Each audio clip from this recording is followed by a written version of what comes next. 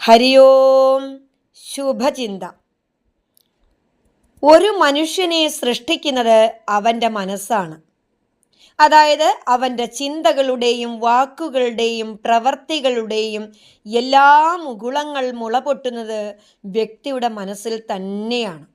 മനസ്സിനെ അറിയാത്തവന് മറ്റൊന്നിനെയും അറിയുവാൻ സാധ്യമല്ലെന്നും മനസ്സിനെ അറിഞ്ഞവന് മറ്റൊന്നിനെയും അറിയേണ്ടതില്ലെന്നും മഹത്തുക്കൾ പറയുന്നതിൻ്റെ കാരണം മറ്റൊന്നുമല്ല.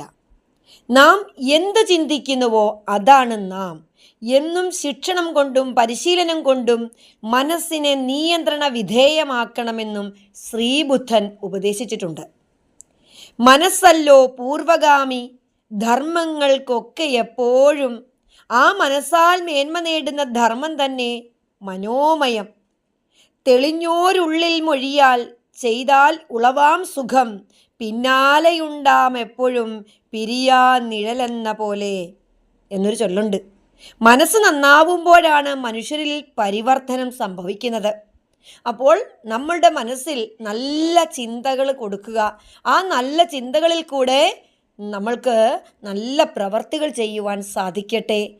എല്ലാവർക്കും ശുഭചിന്ത ആശംസിച്ചുകൊള്ളുന്നു. ഹരി ഓം.